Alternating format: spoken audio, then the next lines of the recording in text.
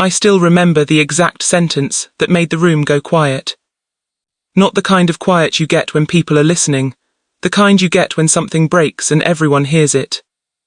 Daniel will not be receiving anything from the estate. The lawyer's voice was calm, professional, almost bored. My brother Owen didn't look at me. My sister Claire exhaled like she'd been holding her breath for years. And just like that, I was erased. If you'd asked me a month earlier, I would have told you my family was complicated, but intact, messy, loud, sometimes cruel, but still family. That illusion died in a wood-panelled conference room that smelled like lemon polish and old money. I'm Daniel, the other child, the one who stayed. And apparently the one they decided didn't count.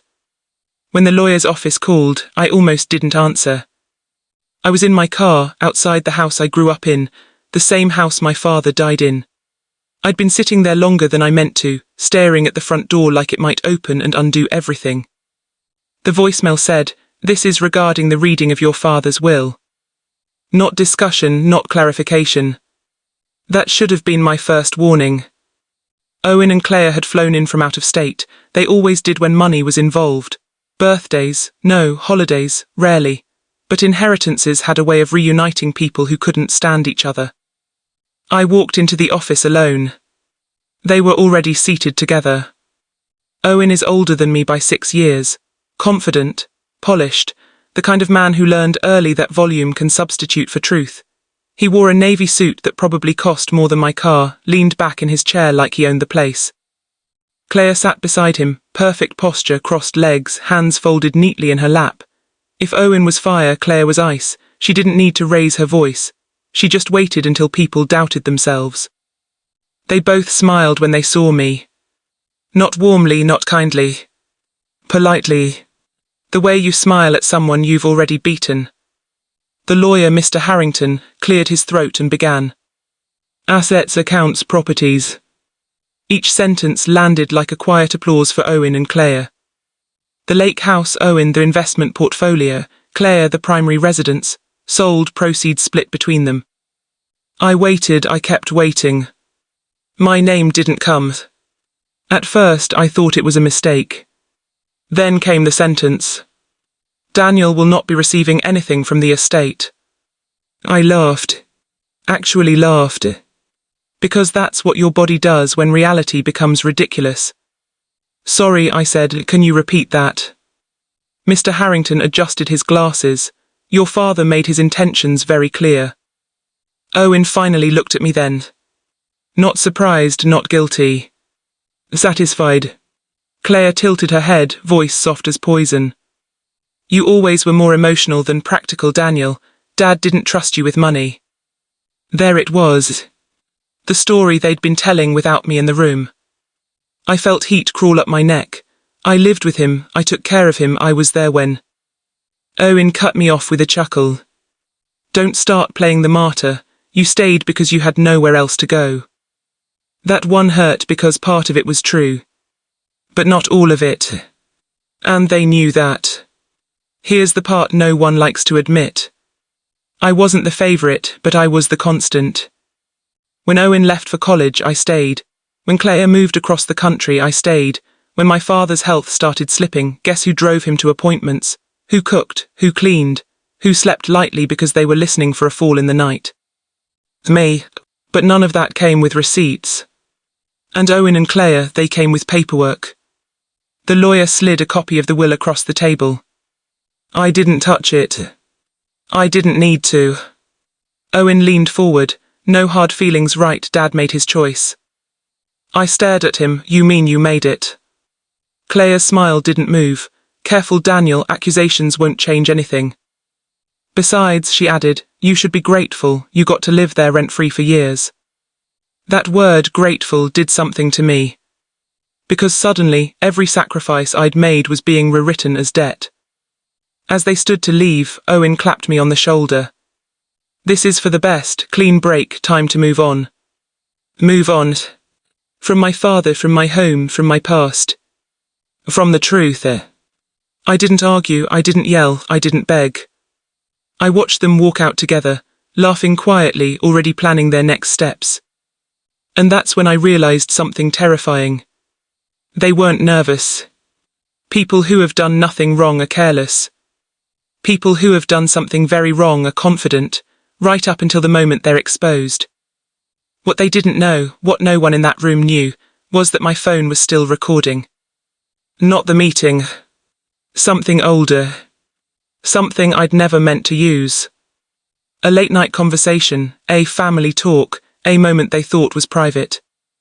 A moment where the truth slipped. I hadn't planned revenge. Not yet. But as I sat alone in that conference room, staring at the will that erased me, one thought kept repeating in my head. They didn't just cut me out of the will. They rewrote history. And I had proof they never expected me to keep. They think the story is over. That I lost. That I'll walk away quietly. But what they don't understand is this. You can take everything from a man except his voice. And mine was already saved. There's a strange calm that comes after humiliation. Not peace, not acceptance. It's the quiet you feel when something inside you shuts off, and something else wakes up. I didn't leave the lawyer's office right away. I sat there long after Owen and Claire were gone, staring at the empty chairs they'd left behind. Their warmth was still in the room, like fingerprints you couldn't wipe away. Mr. Harrington cleared his throat. Daniel, if you have questions. I stood up, no. Because questions implied confusion. And I was suddenly very clear. That night I went back to my father's house. My house. At least it had been. Owen had already changed the locks. I stood on the porch with a cardboard box of my things, keys dangling uselessly from my hand, and felt something snap. Inside, lights were on, music played softly. They were celebrating. I knocked. Claire opened the door just enough to block the entrance, her smile tight. You shouldn't be here, she said. I looked past her. You didn't even wait a day. Owen appeared behind her, glass of whiskey in hand. We're being generous, he said. You can pick up the rest of your stuff tomorrow with notice. Notice. Like I was a tenant. Like I hadn't slept in that house for the last decade. I nodded slowly. Dad's watch, I left it on the dresser. Claire's eyes flickered. We'll mail it. That's when I knew. They weren't just cutting me out. They were erasing me. My phone rang the next morning. Unknown number. I answered anyway. Owen didn't bother with greetings. I heard you were asking questions. I leaned against my car, watching rain slide down the windshield. About my own life, yeah. A pause. Then his voice dropped. Don't make this harder than it needs to be. There it was. Not concern, not regret. Control. You already took everything, I said. What's left to make harder? He laughed, but it sounded forced. You really think Dad didn't see through you? Living there, playing nurse, hoping it'd pay off. My grip tightened on the phone. You want to believe that, I said quietly, because the truth would make you uncomfortable. Silence. Then, let it go, Daniel. I almost told him then. Almost said, I have something you don't want me to have. But revenge is patient. And I was just getting started. Claire tried a different approach. She showed up at my apartment that evening. Unannounced. Perfectly dressed like always, calm, reasonable. She sat at my tiny kitchen table like she owned it. I want to help you move forward, she said. I poured coffee, didn't offer her any. By doing what? She sighed. By being honest.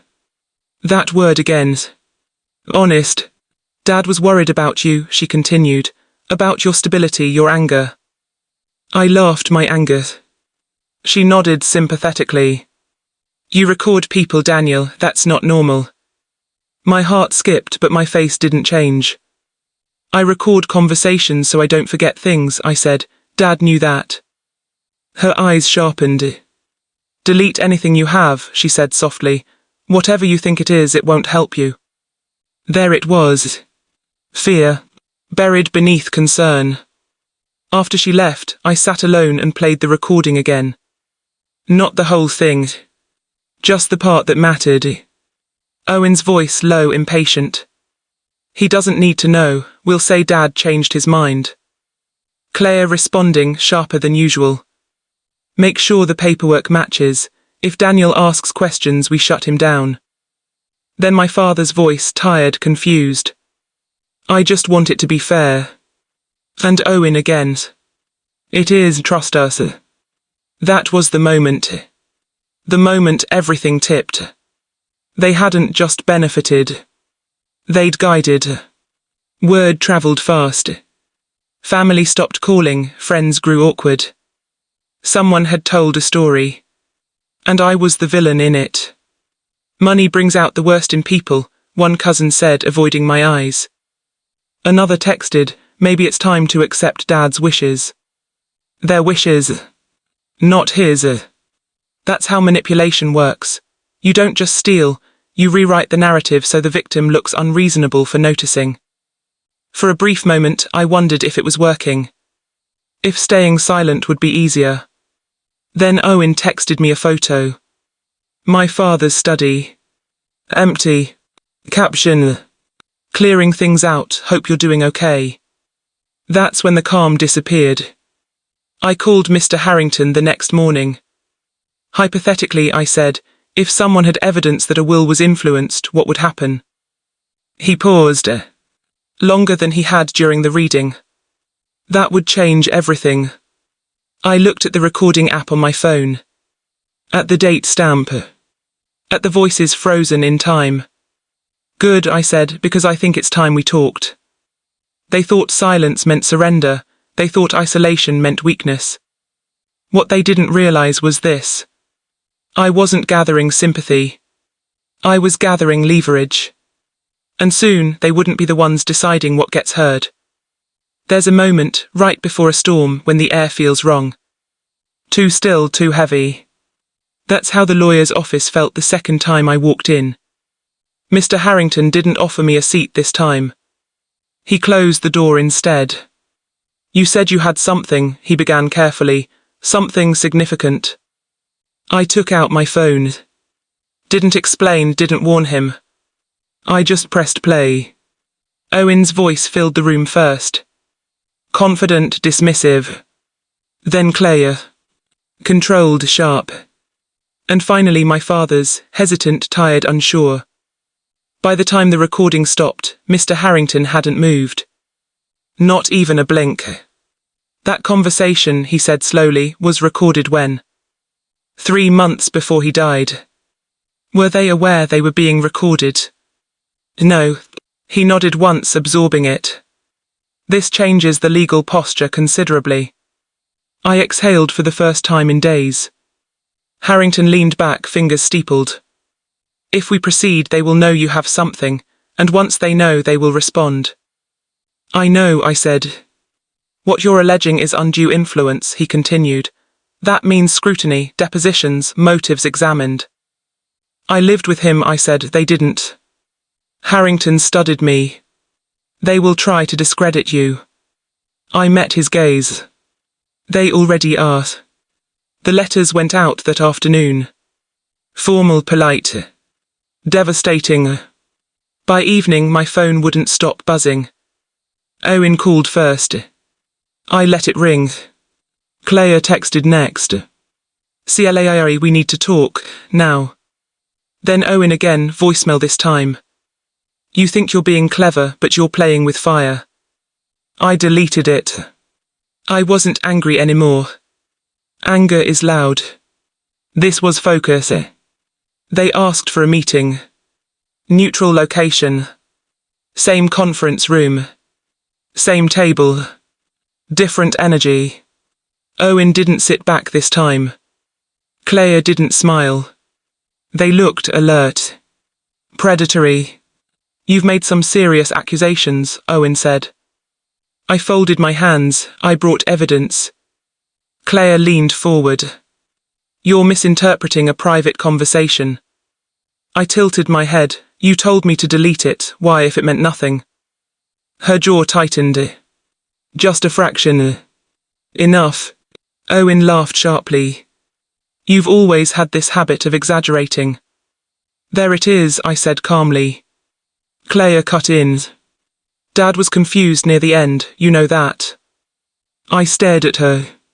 So confused he trusted you to speak for him. Silence. Then Owen snapped. What do you want? Not what's true. Not what's fair. What do you want? That's when I knew they were scared. Claire stood abruptly. You don't understand what you're risking, she said. People will look very closely at how you lived with Dad. I raised an eyebrow. Are you threatening me? Her lips parted. She'd gone too far. Mr. Harrington cleared his throat sharply. I suggest everyone choose their words carefully.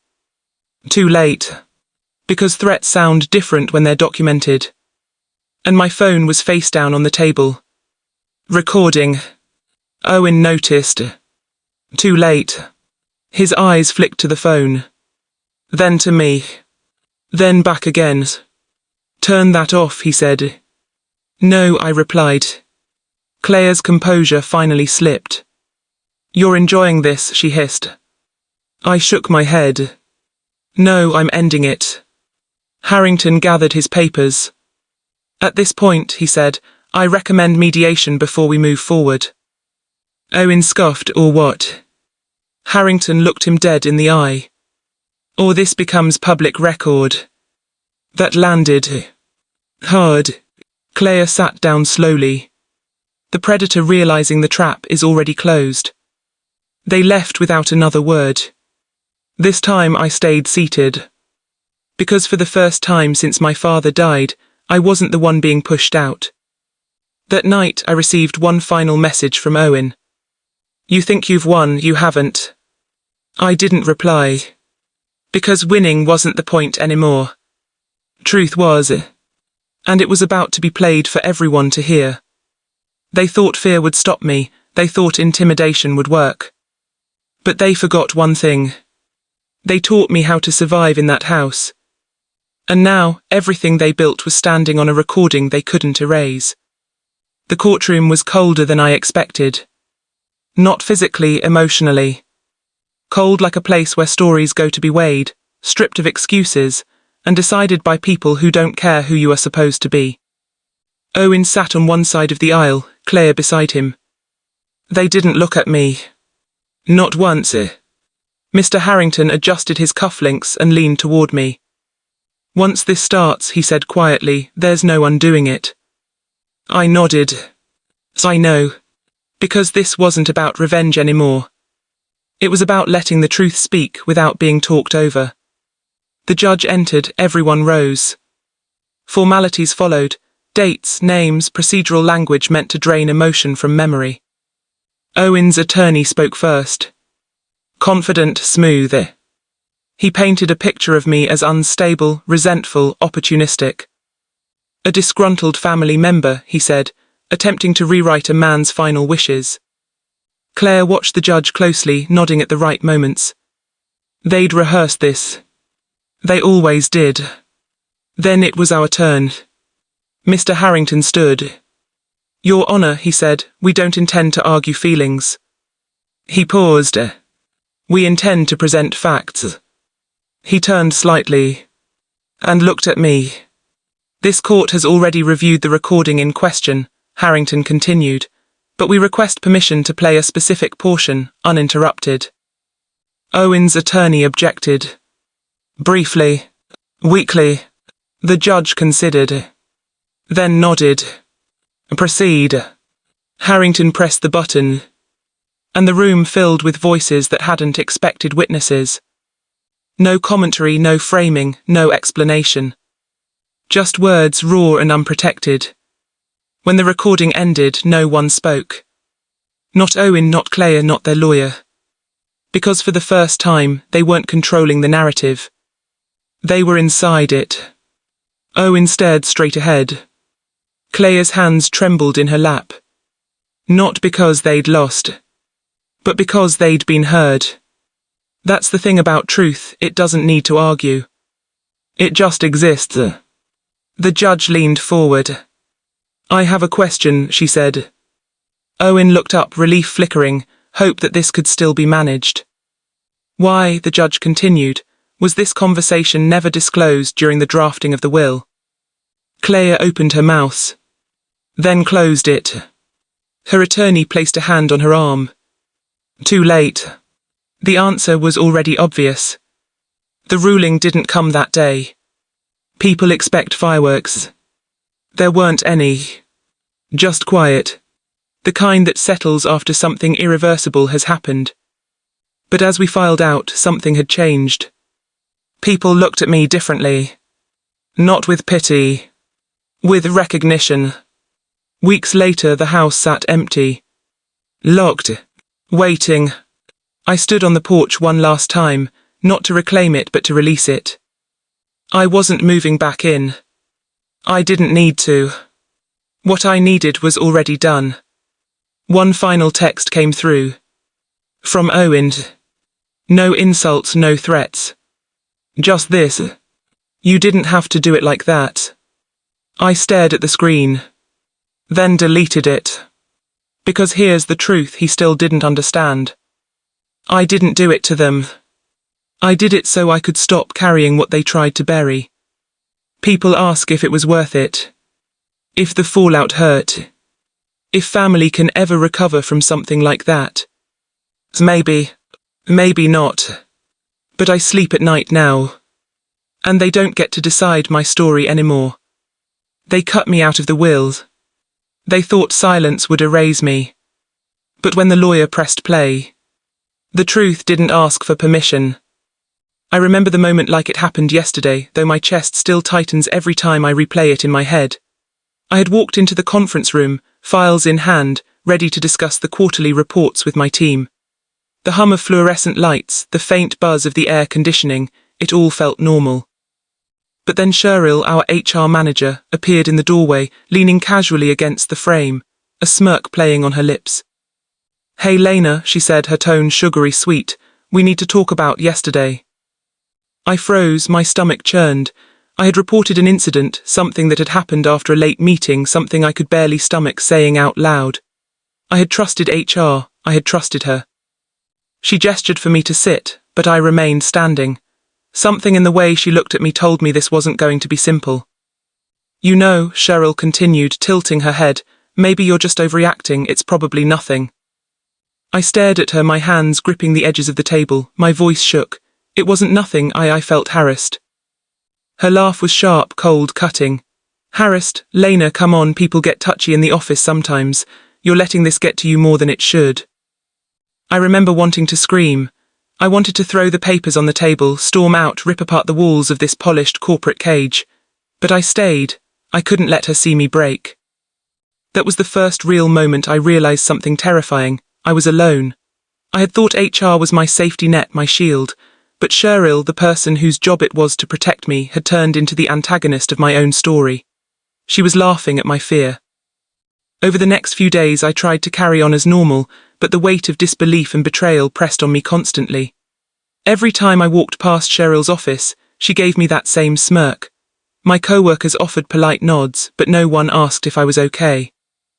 At lunch I confided in my closest friend at work, Maria. She laughed at me, Maria.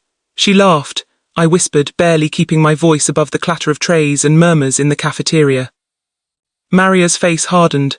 Lena, you have to do something, don't let her get away with this. I already reported it, I said, bitterness curling in my throat. I trusted HR, I thought they'd handle it. Her silence was heavy, and then she said something I would carry with me for weeks. Sometimes, the people who are supposed to help you are the ones you have to watch the most. I couldn't shake those words. Every glance, every passing conversation felt like a test. Who could I trust? Who would betray me next? The office suddenly felt smaller, suffocating. One evening after everyone had left, I stayed behind. My office desk was cluttered with spreadsheets, folders, and post-it notes scribbled with reminders. But that night, I didn't touch any of that. I stared at the corner of the office, where the security camera barely peeked from the ceiling. I had a thought, dangerous, almost absurd. Maybe, just maybe, I could catch the truth myself. If Sheryl was going to dismiss me, laugh at me, and smear my credibility, I'd have to arm myself with proof. Not just words, not just memories that people could twist against me. I needed evidence.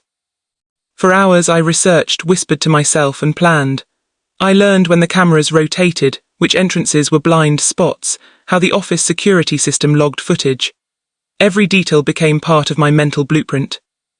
But fear was constant. What if I got caught? What if they accused me of tampering with evidence? The thought gnawed at me. But anger, pure, burning anger, overpowered it. If they thought they could humiliate me and get away with it, they were wrong. The following week was a careful dance. I smiled at Sheryl during meetings, nodded at her condescending remarks, and played the part of the quiet, compliant employee. All the while I observed, memorized, and strategized. I started documenting everything: dates, times, conversations, even offhand remarks that had seemed insignificant at the time, but now glimmered with intent. One Wednesday, during a casual hallway chat, she said to me, loud enough for me to hear, "Honestly, Lena, maybe you should lighten up. People don't like drama here, you're making it personal." I smiled, sweet and harmless, but inside something snapped. "You think this is personal? You think this is a joke? I'll show you how personal this can get." That night I stayed even later. My laptop hummed in the dim light as I carefully reviewed the office's access logs, security protocols, and camera angles. I mapped out exactly when Sheryl had opportunities to dismiss or intimidate me, and I realized something terrifying. She had done this before. Not to me maybe, but the traces were there. Patterns. People who left the company suddenly, vague excuses, hushed whispers. The more I dug, the more my resolve hardened. If Sheryl wanted to play games, I'd meet her in her own arena. But I couldn't rush.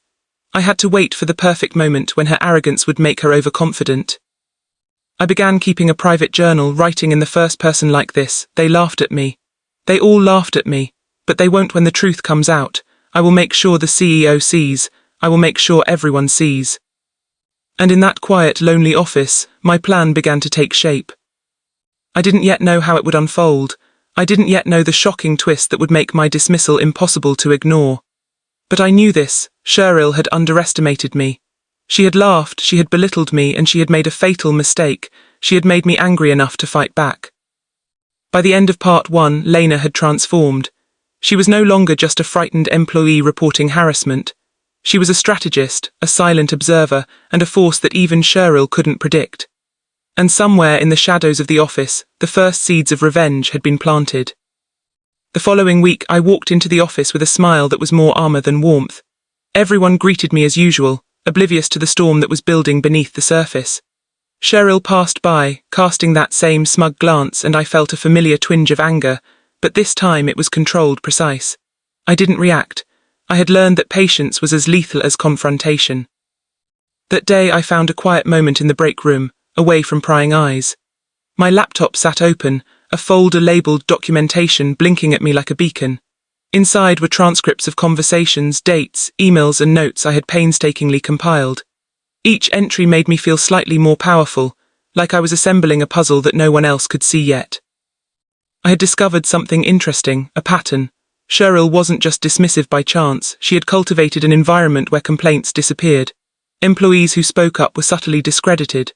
Comments were twisted. Fear kept everyone compliant.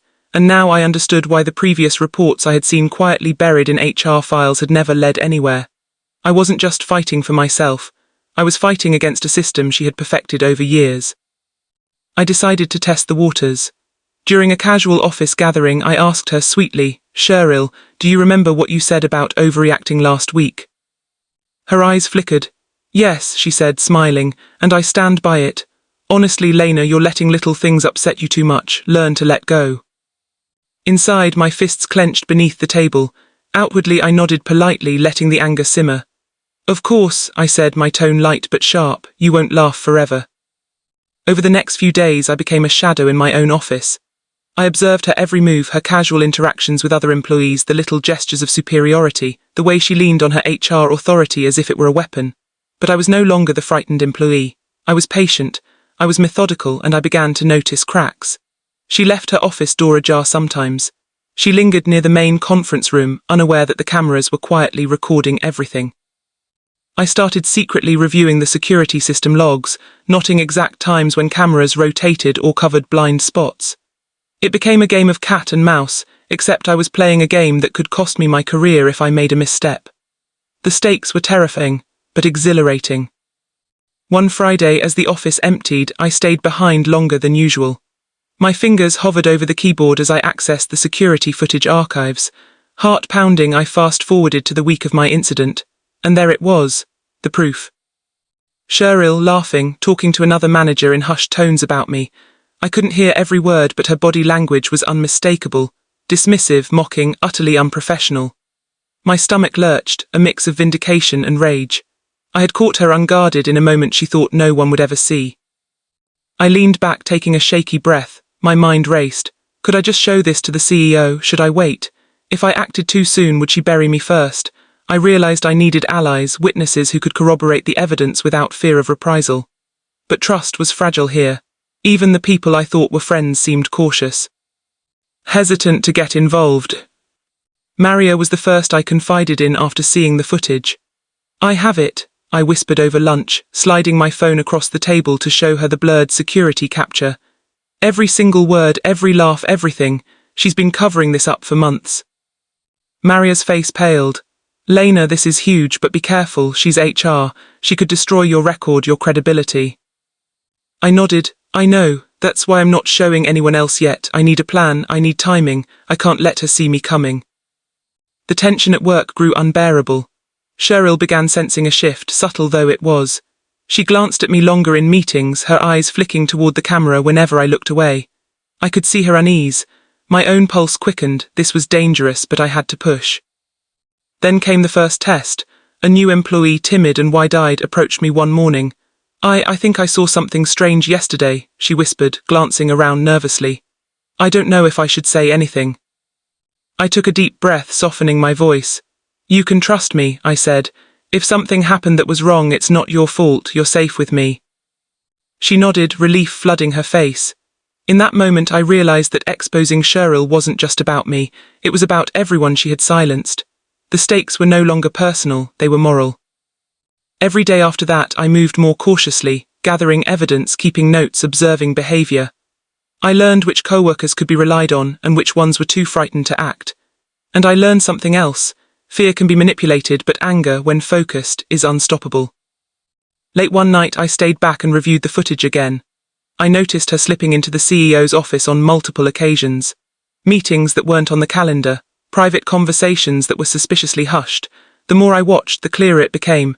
Sheryl's reach went further than I had imagined. She wasn't just a dismissive HR manager. She was a master manipulator, weaving a web of control and deception across the company. And yet I felt no despair, only resolve. If she thought she could play God and remain untouchable, she was gravely mistaken. I began drafting a meticulous plan. Gather undeniable evidence from the security footage. Identify corroborating witnesses who could support my claims. Document every instance of harassment and dismissal with precise timestamps. Ensure that when I presented this, the CEO would have no choice but to act. I wrote it all down, step by step, like a blueprint for justice. Each detail mattered. Each moment of hesitation, every subtle glance would become part of the narrative I would ultimately reveal. But even as I planned, tension gnawed at me. Sheryl was unpredictable. She might notice my changes in behavior or worse, catch on to my investigation. The thought made my heart pound. Every email I sent, every meeting I attended, every casual smile I offered her was calculated. Every interaction was part of a high-stakes game. One afternoon, as I passed her office, I overheard her speaking to another manager. "I don't know what she's up to," she said, voice sharp, "but I have a feeling Lena's trying something." My pulse quickened. She suspected me. The game was now active and neither of us could step back. I returned to my desk, fingers trembling as I opened the footage once more. This time I watched not just for harassment, but for her mistakes, moments that would reveal her arrogance and carelessness. I realized that she had underestimated me in every way, and that underestimation was my greatest weapon. By the end of that week, my plan was almost complete. I had the footage, the witnesses, and the timeline. All that remained was execution. The tension was unbearable but thrilling. I could feel Sheryl watching me, sensing the shift, and the thought made me both nervous and exhilarated. I wasn't just preparing to fight back, I was preparing to expose her entirely. To make her laugh turn into gasps of shock, to turn her own arrogance into her downfall. And deep inside, I knew the moment of reckoning was coming. I could feel it in the air, the moment was approaching. Every interaction with Sheryl now carried a subtle weight, an invisible line drawn between us. I was no longer just the cautious observer, I was a strategist, playing a game she didn't even know existed. The first confrontation came unexpectedly. I was in the main office, reviewing a file of notes I had meticulously compiled, when Sheryl appeared behind me, her shadow stretching across the desk. "Lena," she said, her tone deceptively calm, "do you have a minute?" I looked up slowly, giving her the smallest smile. "Of course," I said, my voice light but steady. Inside, my pulse raced. She leaned against the edge of my desk, her eyes scanning my notes. "You've been very thorough," she said, almost mockingly. "I hope you're not letting your imagination run away with you." I kept my expression neutral, but internally I was calculating. This was my first real test. How far could I let her push before she revealed her hand? "I'm just making sure everything is documented properly," I replied calmly. "You know, in case anything ever needs to be reviewed." Her smirk faltered for a fraction of a second. I noticed it, a small victory. "Well," she said finally, straightening, "just don't overdo it. People notice when someone becomes obsessive." I nodded, sweet and harmless on the surface, but inside I felt the fire grow. I had already collected more evidence than she could imagine. I had timestamps, emails, security footage, and now subtle witnesses who were willing to corroborate my claims when the time was right. Over the next few days, the tension in the office became palpable. Sheryl started watching me more closely, making offhand comments in meetings, trying to unsettle me. But every glance, every comment, every smirk she threw my way only confirmed one thing: she knew I was different now. I wasn't going to break. One afternoon, I received an unexpected message from a colleague, Daniel, who had been quiet but observant. "I can help," it read. "I've seen things too. I know you have proof, and I know Sheryl's overstepping. Let's talk after hours." I felt a mix of relief and caution. Finally, an ally, but trust had to be earned. I arranged to meet him in a quiet corner of the office after everyone had left. "Daniel," I said softly as he approached, "what exactly do you know?" He hesitated, glancing nervously toward the HR office. "I've seen her intimidate people. Subtle stuff at first, but it's clear she's covering up misconduct. I've got access to emails she's deleted, logs she's tried to hide. I can help you piece everything together." For the first time in weeks, I felt a flicker of hope. This wasn't just about my harassment anymore. It was about exposing a pattern, revealing how someone in power had abused their position. The plan began to take shape. With Daniel's help, I could corroborate the security footage, present a timeline of events, and build a case that would be impossible for anyone, even the CEO, to ignore. But timing was everything. If I moved too soon, Sheryl could destroy the evidence. If I waited too long, she might anticipate my move. The next day, Sheryl cornered me in the hallway. "I know something going on," she said, her voice low but sharp. "You think you're clever, don't you?" I paused, letting her words sink in. "I'm just making sure things are in order," I replied, keeping my tone neutral, eyes level with hers. Her expression flickered, a mixture of irritation and fear.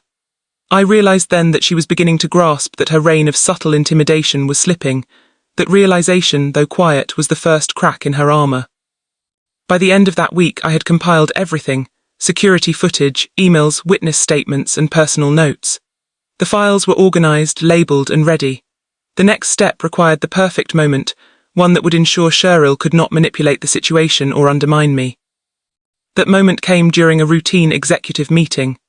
The CEO, Mr. Hargrove, was reviewing quarterly reports when Sheryl, as usual, tried to interject, steering conversation away from sensitive topics. I watched her, sensing her arrogance, her certainty that she controlled the room.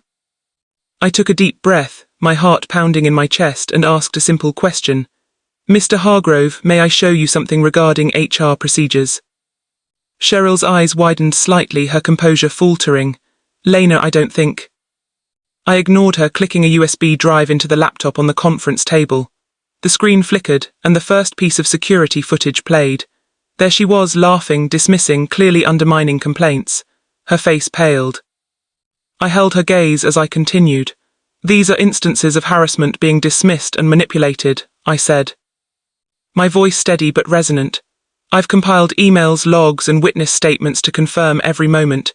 This isn't opinion, it's evidence." The room went silent. Even the other managers shifted uncomfortably. Sheryl opened her mouth but no words came. I could feel the tension thickening, every second dragging like hours. For the first time I saw her fear. Her arrogance, her confidence, her manipulative control, everything I had endured was crumbling. The smirk that had tormented me for weeks was gone, replaced with a mask of panic and disbelief. "Lena," she began, voice trembling, "this is—" "It is," I said firmly. "This is reality, and it's about time someone held you accountable." The CEO leaned forward, eyes narrowing at the screen. He didn't speak immediately, just watched. The gravity of the evidence was undeniable. Every smirk, every dismissive gesture, every unethical action was laid bare. I realized then that the moment of confrontation, the careful setup, had worked. Sheryl's power was no longer absolute, and while I wasn't finished, there were still steps to ensure accountability. The first real victory had been mine.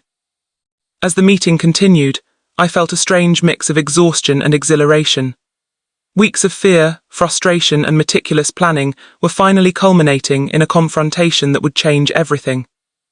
And deep down I knew the most shocking part, the twist that no one expected, was yet to come.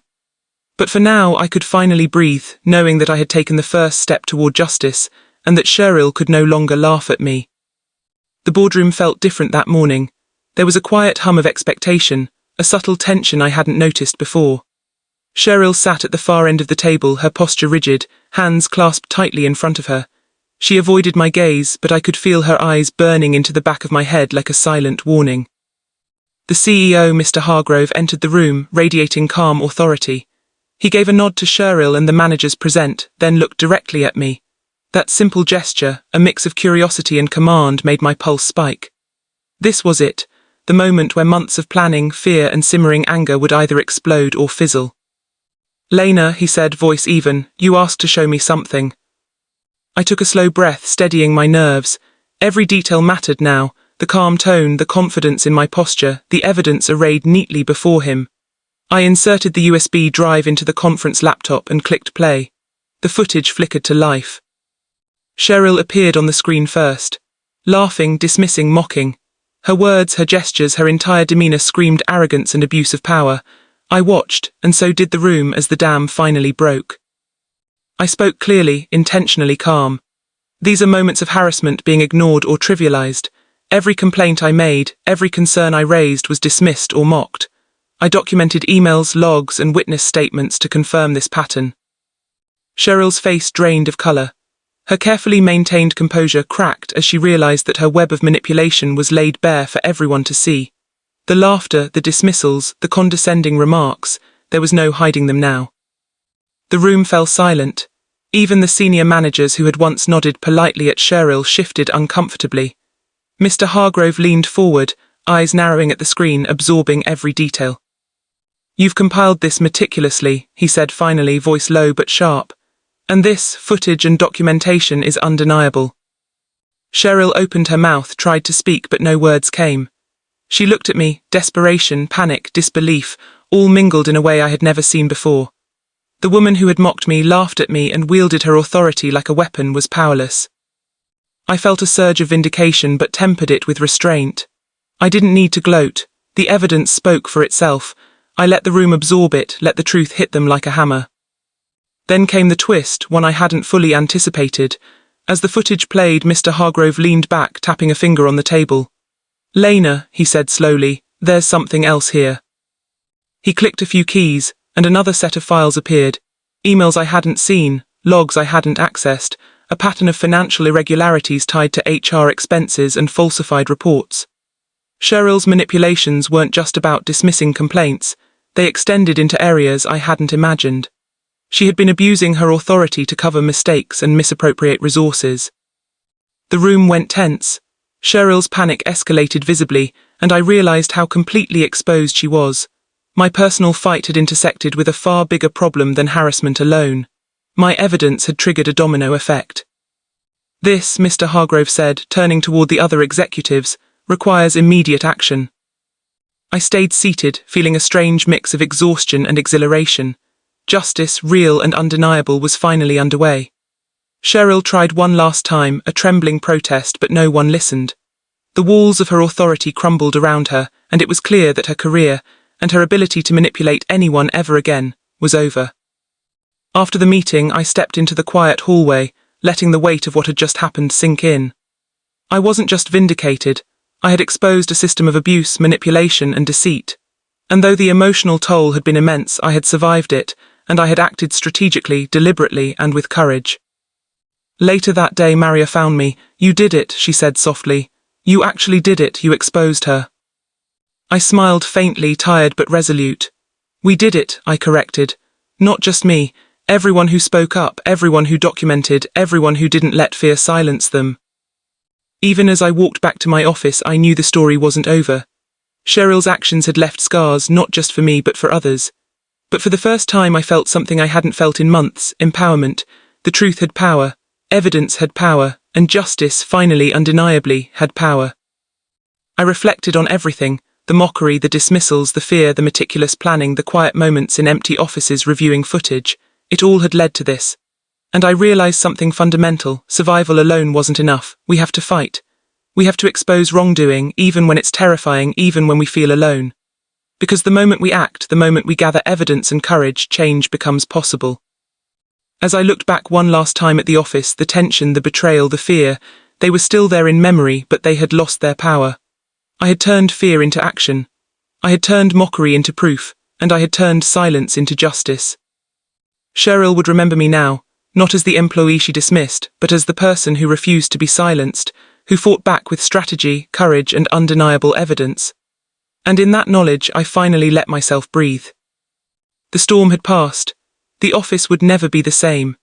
And I knew deep down that while my personal journey of revenge and justice was over, the lessons I had learned, and the courage I had found, would carry me forward stronger than ever. I trusted HR to protect me, but they laughed when I reported harassment. Every word, every gesture of dismissal cut deeper than I could imagine. I felt powerless, isolated, and completely alone until I realized the truth could be captured, documented, and exposed. What started as fear quickly became strategy. I mapped security footage, saved emails, and discreetly gathered witnesses, all while pretending to be compliant, careful not to alert the one person I was determined to bring down. Sheryl, the HR manager who thought she was untouchable. With each observation, each piece of evidence, the tension grew. Sheryl's arrogance blinded her to the fact that someone was quietly preparing to reveal her. And when the moment came, the CEO saw everything: the dismissals, the mockery, the subtle abuse, and a shocking secret Sheryl thought would stay hidden forever. This is more than a story about harassment. It's about betrayal, courage, and the power of standing up when no one believes you. It's about turning fear into action, silence into proof, and finally, seeing justice served in the most unexpected, jaw-dropping way.